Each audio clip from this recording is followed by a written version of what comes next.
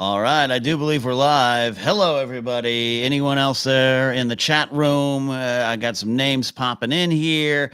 My name is Ken Napzok. That's Wicked over my shoulder. And on the phone right now, if we can hear her. Lauren, you there? I am here, Ken. How you doing, sir? I'm good. Lauren Romo's one of the admins of the group, and she's on the line. As always, I like to do some tech checks. Everyone in chat who's listening now, we got a few of you here, like Jacori, Ghost World, who is that's the secret identity of what did I say? Steven? Is that Steve? There's Steve Phelps. Mark Monahan, and we have Save a Seat for Schnepp. Respect. Jacqueline Washburn's here, one of the admins as well. A lot of people. So. Kyle Gerbrandt is here. Hey, Kyle, I have the chance to meet Kyle up in Seattle, I believe it was. So, can everyone hear me? Number one, let's do that. Give me a hell yeah in the chat room that you can hear me. Takes a while. We got that delay. Corey, hell yeah. We got a hell yeah. We got to hear you. And everyone, can you all hear Lauren? Lauren, talk. Hello. Hey, there's Lauren. Talk some more, Lauren. Say hello to your friends. Hey, guys. How you doing? All right, so she's calling in from my Google Voice number. So, all right, that's good. I got about a good hour plus here. No real time limit on it. Just going. Just a few of you here now, and help spread the word. If you want to keep posting or commenting in the Facebook group, you do that, and this is going to live for a bit. So. Lauren, first of all, I want to start with you, Lauren. You're one of the names I know from this fan group, Star Wars, the last fan group, which I got familiar with covering. You guys covered a lot of Collider Jedi Council stuff, but it's now kind of covering all Star Wars. How long you been involved with the group? So that started, let's see, I've been an admin for like 2 years. I think 2017, right around kind of, I'm trying to think, TFA, a little bit after TFA, okay. Right before Last Jedi. I jumped on the page and kind of just went from there, really. And then I met, Jackie, Katie, Sarah, Kyle, Derek, all that celebration. And it's been a lot of fun. A lot of fun talking Star Wars with everybody, with you, with everybody that creates and everything. Yeah, you guys in the group do a great job helping spread the word about all things Star Wars now, positive, and we at Collider Jedi Council have always appreciated your support. I love that it's expanded, covering a lot of things, including my Force Center podcast with Joseph and Jennifer, all those kind of things. So, and meeting you guys at Celebration, that first day on the floor was a lot of fun. So, I just wanted Lauren, I wanted you on here to start the show, and then we'll start diving in. I'll let you hang up, and you can pop into chat and have all those kind of things. But any final messages before we begin, Lauren? No, just again, kind of really appreciate your time doing this. I know you're a very busy man, and I know myself and all the other admins appreciate your time and letting us have some fun with you today. We are going to have a lot of fun today. So, all right. So, if you're listening in chat, Lauren, you're free. You're released of your duties. You can hang up and join in. I just wanted a friendly voice on the show with me where we begin. So, that is that. I'll let Lauren go there. And looking at all of you here in the chat. Now, I know there's some questions in the Facebook group. I'm going to try to get over to it. But if there's any admins in the chat right now that want to occasionally pop a question in here from the Facebook group so I can see it a lot more easier, I greatly appreciate that. We don't have to do that. I can also figure it out for myself. So with Chance here, Tyler's here, Ghostword's still hanging around, Jacqueline and Save a Seat for Schnepp. And I know he's from Greece because I always see his tweets there. I'm going to say it wrong. Themistocles? So that's not too bad. You got to give me some credit. How about we just call you Them? That's like a good Star Wars name. Checking in from Greece. That's awesome. Lauren's got me. I appreciate that. Because we'll start with a shout out to my Force Center co-host Jennifer Landa, who is expecting her second Padawan inside a couple months. So she's taking a little bit of a leave of absence from Force Center, but Joseph and I are going to keep going on. Announcements this week about some programming and some stuff being shifted around, but we're continuing very strong. So, all right, we got a first question coming in here. Now, for the most part, I'll pull up the hi, Wicket. Say hi to Wicket again. This is, we're promoting the book, right? That's what I'm here for. That's a business. But really, the reason I wrote this book is also why I'm here. I love Star Wars, and I want to talk Star Wars. So I'll take questions from all over. Yeah, a lot of it will be focused on the book, but Star Wars is a big galaxy. I'm sure you might have some questions. First question I want to answer here comes from Jacqueline Washburn. Jacqueline says, "Hey, Ken, how in the force did you decide the order of your list? I'm imagining 100 post-its all over the wall and constantly being rearranged." All right, that's a great question. And by the way, too, in chat room, if I missed your question or you feel it kind of moves up, because I see about 6 at a time there, just re-ask your question, no problem. Jacqueline, I'll tell you what, I actually think it might have been a little bit of the force there. If you go to the table of contents there, I didn't actually rearrange it much from when I just sat down and wrote them all out for the very first time. It just some of them made sense. I moved some things around because I had to move some things around, and I don't want to completely spoil the order for people who haven't picked up the book yet, or just here to chat, or maybe you haven't gotten that far. But there's some ones later on that I found out just kind of by accident, as I'm writing the book, that it's too similar to the one after it, or maybe a 2 or 3 before. I wanted to kind of give a little distance, and most of that was based around death. Quite frankly, if a character, I didn't want to write back-to-back essays about characters died, so some of those got moved around, and it was difficult, but it was easy, if that makes sense, Jacqueline. It was like I didn't have that string to solving a murder wall. I wish I did. It would have been kind of cool. But I just kind of came out. Just kind of came out of me. Now, I will say, on a Spotlight Star Wars edition years ago, like we're talking 3 or 4 years ago, I had for the 50th episode, I had a top 50 things I love about Star Wars, which was kind of the early idea of this book. About 20 of those ideas popped into the book, so it kind of helped having a little bit of a base there. So that's a great question there. Let's move on. Well, we got Mark checking in from Pittsburgh. Save a seat for Schnepp. That's a lot of S's there for the great John Schnepp. Question: after John Williams wraps up episode 9, who would you like to see take the main spot, or would you like it to be different each time? I think different each time, but I'm really excited about Ramin Djawadi if he makes the transition over. That's completely out of my own mind. There's no news to support that, no rumors even to support that. Dan and Dave are going to do a series and produce a series, and they're looking for music. They've got one of the best. And I think Ramin Djawadi, after seeing him perform live in concert as I have, he is a complete rock star, and I would love to see his take on the music. So Katie Z has a question from the chat room. Lauren's posting here. I can't imagine cutting down this list was easy for you. What was the hardest moment to leave on the cutting room floor? There was... And Save a Seat for Schnepp has a similar question next here, so I'll double up those questions. He asks, or they ask, I shouldn't assume he, what was something that almost made the book out, but didn't make the final cut?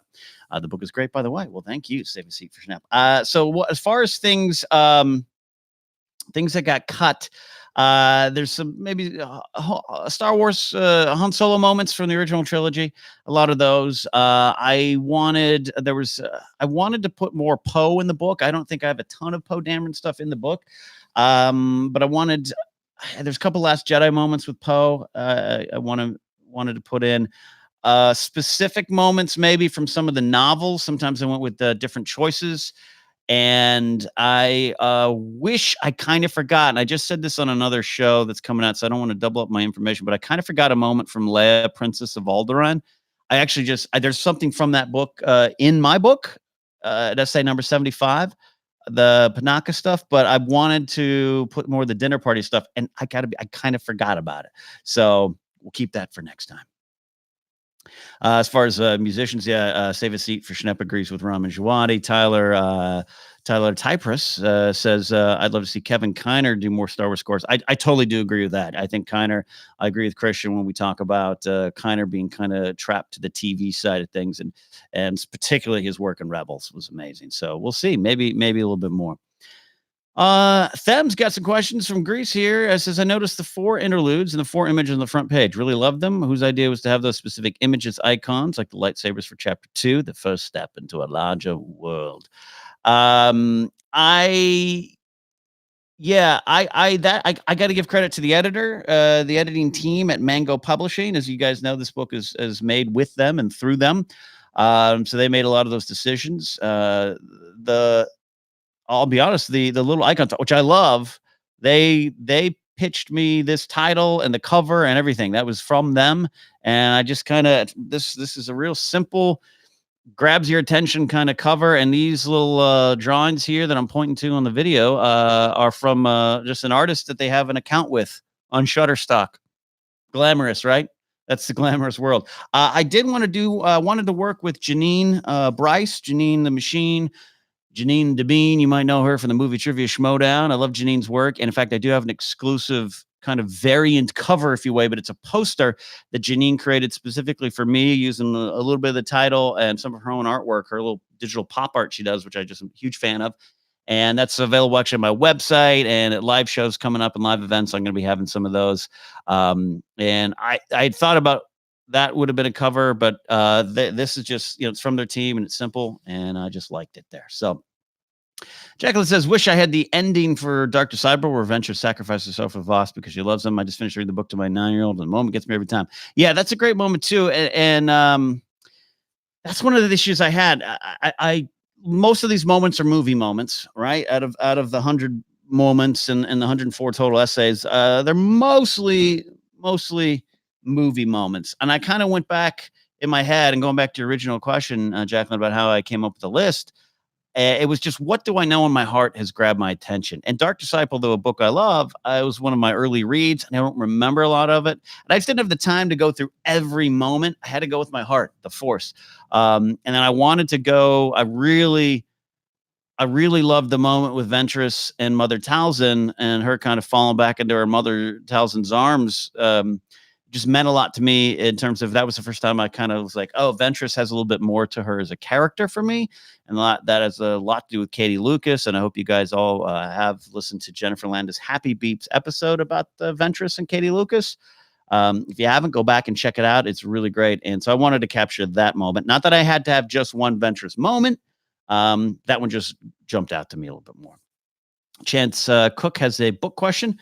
Was this book always what it ended up being, or did it evolve? Meaning, did you ever intend to go in another direction when you started? No.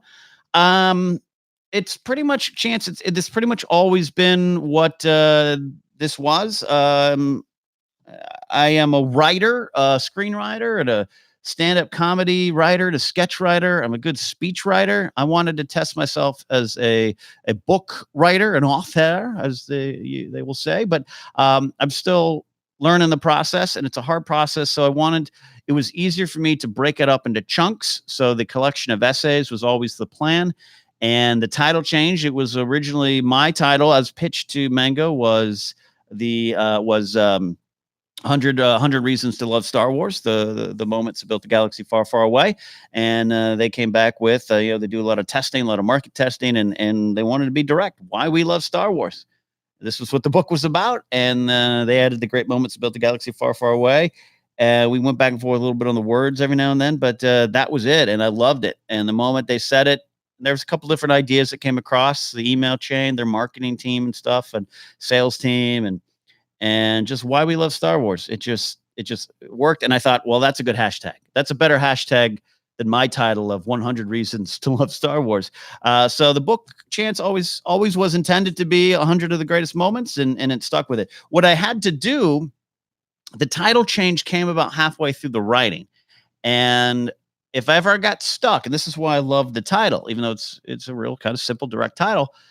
If I got lost during an essay, my editors, Hugo and Robin over at Mango, would remind me, hey, go to the title. The title is Why We Love Star Wars. So the scene you're talking about, why does that make you love Star Wars? And that kind of helped in the process too if I got lost. And I got lost a lot.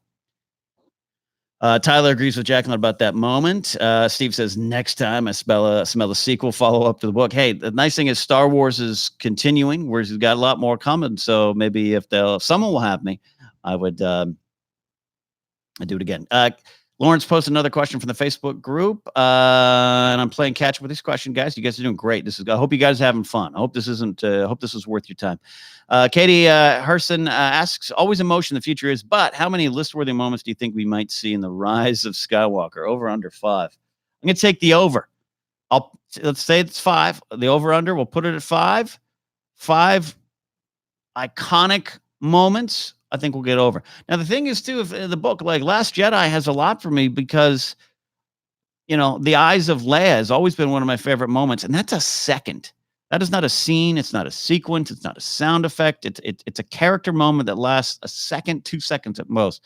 So always take the over, because what I hope this book gets across is it's not always the big giant things that make us love Star Wars. It is the tiny little things. One of my favorite things as a kid, and I've talked about it on Spotlight Star Wars and Force Center a lot and other places, in Return of the Jedi, Battle of Endor, and ATSD shoots the trees, and one of the trees does this, and then they jump cut to space, back to the battle, the space battle. That's always been one of my favorite moments. And I wanted to maybe even write about that. That was one of the moments maybe kind of didn't make the cut, because once the book started going, I was like, I want it to be a little bit more deeper at times. But that's on there too. That almost made the list. All right. Ja'Cory question. Haven't finished yet, but while reading on the beach last weekend, I felt like I was sitting next to a friend and talking about it. How much did your friendships influence your choices? That's a great question. Thank you for reading the book on the beach. I'd say I've learned so much from all my friends in Star Wars. The music, the love of music, and paying attention to the music of Star Wars really comes from Mark Riley. Understanding the deeper themes and never looking at something on screen and failing to look at the things behind it. That's what it's like to talk Star Wars with Joseph Scrimshaw. There's a lot of the pure joy. Ewoks. My appreciation of Ewoks has grown because of knowing Jennifer Landa. The knowing what people require out of the bigger moments and the bigger themes and the lore that comes from hanging out with Christian Harloff. R2D2, Mark Ellis, Maude Garrett, working with her back in the day, and just seeing Star Wars from a different generation, only about 10 years apart, but she was a special edition kid, and kind of being able to see it through her eyes. All those things will affect you, and all of that does come into my love of Star Wars now. Mark Monahan asked how I feel with the push for Keanu Reeves being the Old Republic movies. If they're the Old Republic movies, hey, look, Keanu, I love Keanu. I talked about him on the Napzok Files recently on an episode of Three Things. I just love that such a nice guy is getting a push. If he wants in Star Wars, I'll take him. Tyler says, I personally do enjoy the book Heir to the Jedi, which was one of the first few books in the canon slate. When a certain character passes at the end of the book, that got me emotional. From the what is now the Legends Expanded Edition version. Heir to the Empire, the whole Zahn trilogy is very special to me. I've always got to be honest, I don't think it held up as much as I think remembered. Zahn is a different style. He's more of a sci-fi writer to me than a fantasy Star Wars-y writer. But Heir to the Empire, the book, and then just the trilogy itself, you can never overlook what that trilogy of books did to the Star Wars fandom. It reignited our love of Star Wars, and that's why I always have a special place in my heart. Even though I get accused of hating Legends, I just don't like a lot of Legends, but I don't hate Legends because it kept the love going. Chad Benefield's here, one of the admins of Star Wars: The Last Fan Group. Hey, Ken, is there anything fans and group members could do to get books in their local indie bookstores?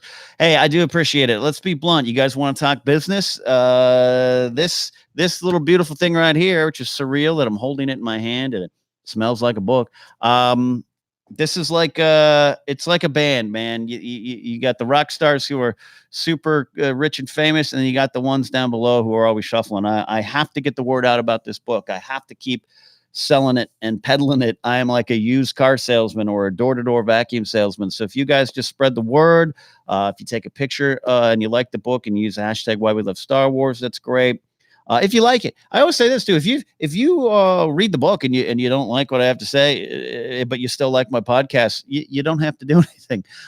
This is art I put into the world, and people are going to react to it or not going to react to it. So if you want to help, an Amazon review. If you've read the book or you've read enough of the book where you feel confident in reviewing it, put a quick little blurb on Amazon. That helps a lot. That word we always hear about, algorithms. iTunes, YouTube, Amazon. It's really important, and I can't say that enough. So great question, Chad. Business question, but I appreciate it there.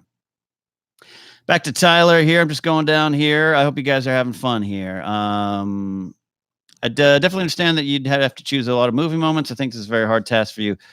because essentially everyone can love any moment from any medium. The books and shows and games all have awesome moments, but to pick for those would be very hard. Yeah, Tyler, that's a great observation. Clone Wars is a great example. I love the Clone Wars series, really love it a lot, but that's a lot. And I was watching it. I'm here in my home studio, and you can see that's my TV in the corner there.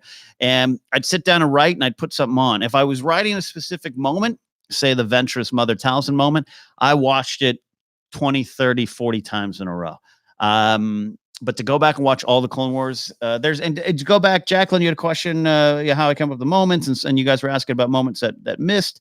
I mention it, but there's a Padme speech, one of her big political speeches. Would have liked to maybe that would have made the cut. It was a very close call. I wanted a little more Padme moments. It just didn't happen as much as I wanted it to. But that's because there's so many moments in the Clone Wars and comics and books to pour through. It's not as vibrant and visceral as the movies, of course. Save a seat for Schnepp asks, how did you stay focused while writing this book? Any tips, any advice? Yeah, it's hard. It's very hard. I had a couple emotional breakdowns writing this. There was a couple times I just felt I couldn't announce it. So not a lot of people knew what I was doing. So I'd be, working on podcasts and stuff during the day. And it's been very fortunate that I've been freelance this whole time. Didn't have haven't had a full-time job for a while. And even though that means I'm scraping by and eating leftovers and all that stuff, it meant I had more time to write the book. And the thing is, save a seat for Schnepp. You have to focus. You have to write whenever you want to write. There's no such thing as writer's block. Writer's block is a myth. Yes, things are going to be more difficult to write at times. The words are not going to come out as easy as I stumble over that sentence. That's how hard words are. And sometimes it flows. I wrote 11 essays in 2.5 days to start the process.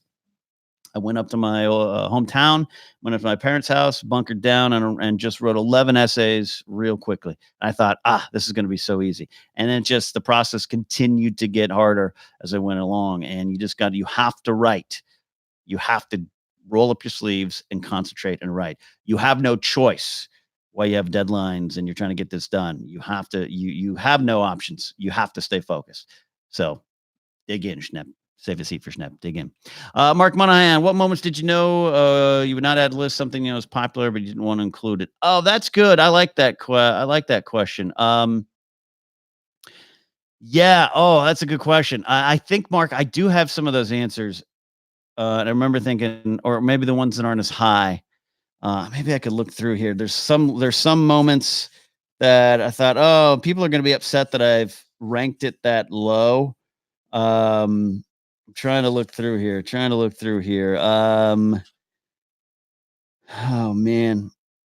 The Imperial March is pretty high, but I thought people would say that's a number one reason. The Millennium Falcon is pretty high, but even my editor thought I put the Falcon higher. I thought that maybe specific moments, lightsaber fight moments, the Empire, that's definitely one. I put the I am your father is definitely there, but making more specific references to the lightsaber fight on Bespin, stuff like that. That's a great question, Mark. I might have to come back to that when I think about it, because there were some moments when I thought, I know that's not there. That's going to make people upset. Steve says, not a question for Ken, but guys, the cover of the Art of Rise of Skywalker book, I agree. Will Dixon says, I put down Master and Apprentice in favor of Why We Love Star Wars. You don't have to do that. I appreciate that. Read both if you can. Jackson says, me too. Save a seat for Schnepp. Suggestion, Databank Royal Rumble. That's all Joseph's show, so he doesn't really watch wrestling. So, I'd have to explain that to him, I think. I mean, he knows enough about it, but he doesn't watch it. So that's his show. But funny idea. Steve Fox says, any chance for an audiobook narrated by yours truly that would be actually be more cost effective over print? So again, this is not a self-published book. I don't have anything to do with the publishing side of it. It's Mango Publishing, a company out of Miami. So I don't know a lot of those questions, but I'll say this, y'all here. An audiobook is forthcoming. I'm hoping I get to do it, but it's not often that authors get to do their own audiobooks. So to be blunt, I have auditioned for it. Not with the pub Has nothing to do with the publisher, it has to do with a separate company. I have auditioned to read my own book. So hopefully that will happen. But an audiobook will be forthcoming, but it might be a bit. So that's why I say get it. Did review. I've got some sort of. Yeah, there is Goodreads. Steve Folks, that's a good idea. Goodreads. I forget I have Goodreads there. I hear a lot of authors showing up at local cons and taking parts in panels and signings. Is that something that you plan on doing? Can we help? Yeah, if you have a comic convention, Chad, near you, and you can request or email and say, hey, here's a guy you should put on the radar screen, and they can bring him on out for panels and stuff. That's a great idea. I can't always do that, and it's a little overwhelming when I try to maintain my normal business dealings. So I'd like to do that. But it's same thing with like when people ask Mark Ellis and Josh and I, hey, could you come out here to do comedy? We'd love to. The comedy clubs in your city need to want us. So that works too. Same with the books thing. If you have a local indie bookstore, just slide on down. If you feel comfortable doing it, go over to the bookstore and say, hey, do you have this book, Why We Love Star Wars? And no, oh, I'd like to order it. Or could you order it? I'll come back later. You don't have to buy it. Just say, I'll come back later when you get it or something like that. That helps too as well. And requesting it at your local library. Chance writes, would you ever be interested in writing a novel for Delray or Disney Press? Absolutely, 100%. Not a narrative one. I don't know if I'm comfortable in my ability to write a full narrative book, a novel, but something that's I have some ideas for something a little different. But this book's not on the radar screen, so I just have fun writing for you guys right now. Jacqueline says, you bring up a great point that the chosen one is whoever you personally think it is. Certainly after episode 9, everyone's opinions are going to change, but who exactly made the prophecy? Was it a specific person or just a story that was passed down? Yeah, so I love, that's why I wrote about the prophecy of the chosen one, which was, what is that? Number 30. Here it is. The prophecy of the chosen one. What I'm fascinated with prophecies. I love Game of Thrones, World of Ice and Fire, Song of Ice and Fire, and I love the prophecies. But I love that they're supposed to be wrong. That's supposed to be misinterpreted. And the thing with the chosen one prophecy is George Lucas is very clear. It's Anakin. That's who it is. End of story.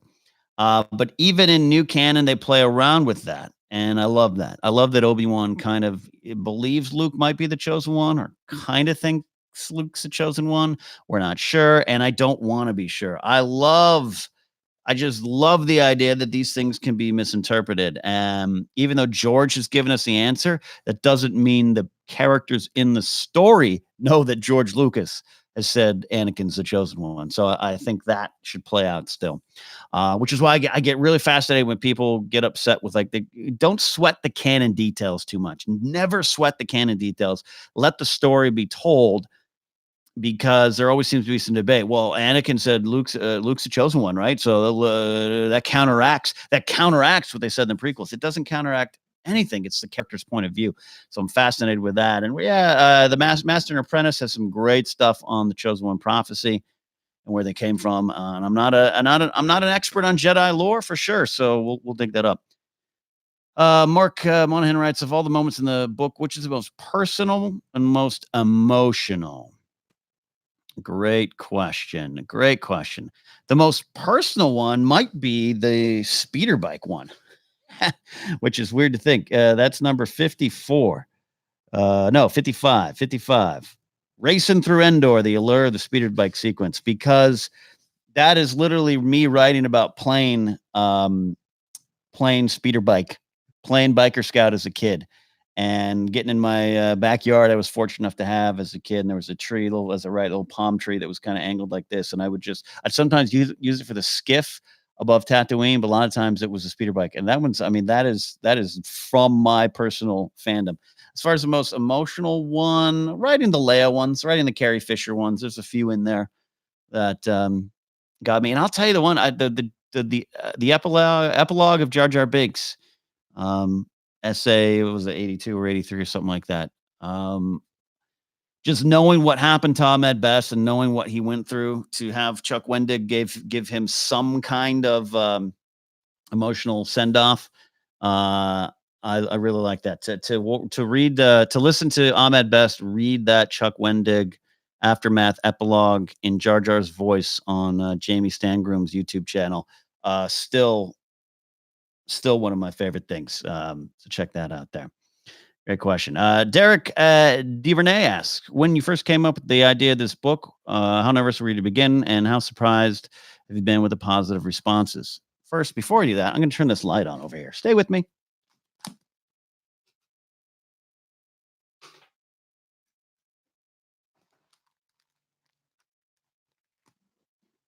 All right, just give us a little bit more. I've noticed I'm a little too dark, a little too shadowy, like I'm in a Dagobah cave. All right. I was nervous with the idea of writing anything, even though I've been working professionally and in various mediums for 25 years in creative mediums. You never get used to it. So any positive response has been great. The negative ones stick with you. But it's been great, and I just have to learn to accept that, Derek. Accept that some people have liked what I've read. And there's little problems, this went through several copy editing rounds, and I copy edited, but a word will get missed, or there's one sentence I read early on. I was like, I didn't like that. I wish I had a chance to rewrite that. But eventually, at some point, you just got to press send on the manuscript, and it's out of your hands. So we'll see. And Alicia Malone, who wrote Backwards and in Heels and Female Gaze for Mango Publishing, my friend Alicia, who got me hooked up with Mango, she kind of experienced the same thing after the first book, kind of reading through it going, oh, I wish I had a chance to rewrite that. So I'll just keep going, keep rewinding. Chikori says, Ken, as a writer, I offer my compliments to the short essay approach. Thank you. It's easy and fun to read. It should be great for Star Wars fans of all kinds. Well, that's all. I want you to be able to pick up this book and read any essay. I know there's a 100 through 1 kind of approach to it, but I want you to be able to pick up any essay at any point and just kind of feel like you're not missing anything by reading that. And it's easier. It wasn't necessarily easier to write, but it was easier to focus on. Jacqueline says the Obi-Wan Anakin fight should have been higher. See, there you go. That's your list, Jacqueline. I do agree. Yeah. I agree. I understand that, I should say. Where did it end up coming in? Did I even write about that one? I can't remember. Yeah. Oh, that's right. That's right. I wrote about it from the perspective. It was essay number 31. Yeah. And I wrote about it more from the perspective of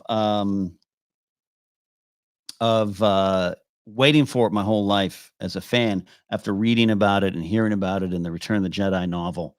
So it's kind of a different approach to it there.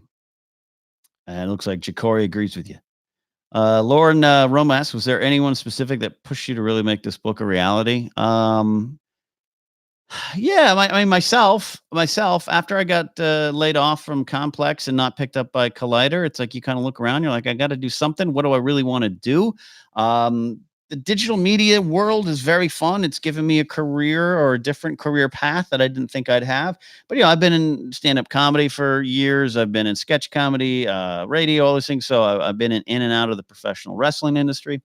So there's a lot of things I've done, a lot of things I've tried, a lot of things I've failed at, a lot of things I've succeeded at. I always wanted to write a book of some kind, and this came up. And so it's scary. It's scary, but that's the thing. You just kind of have to do it and dig in. Awesome catching up here. You guys are doing great. I hope you guys are having fun here.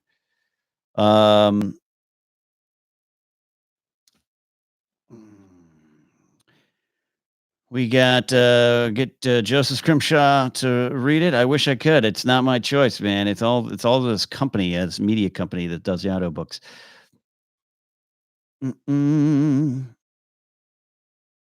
Tyler says, agree with you regarding Legends. They get criticized a lot because shield of the Disney regime. One of the favorite lines from your book is, I'm not a critic, I'm a professional appreciator. That's because people see me on movie fights or movie talk or any of those things, and they assume we're all critics. That's not why I started that career. I'm an entertainer. and I just love Star Wars. So I'm not here to give you a dissertation on why the films do or do not work. I'm here to appreciate it as a fan, and that's my approach. So there you go. And like I said, Legends is good. Legends was there for a long time. Legends had inspirational characters for a lot of people. I will never let anyone take that away from Legends. I just think a lot of it wasn't Star Wars, too sci-fi, too silly. I think it also set up people for disappointment for this new stuff because Legends were mostly the continuation of the Han, Luke, and Leia kind of stories, and Star Wars should and always will be bigger than just 3 or 4 characters, even though those are the main ones in the original trilogy. So I think that created some problems too with the new regimes, the new era, where people are like, "Well, where's more Luke and Leia and R2?" That's not always about that. So, what is my favorite post Disney purchase Star Wars material? Jim Madsen writes that. Last Jedi is my second favorite Star Wars film, but really I hate ranking them because they change at any time. So I'd say that. I'd say the last 30 minutes of Rogue One are some of my favorite Star Wars that ever Star Wars. A lot of the novels and the comics, but a lot of the Claudia Gray stuff. I just love digging into that stuff. Thank you, Jim, for that question. Mark says, your book preaches the truth being that the Y-Wing is the best space fighter ever. I mean, that's just fact.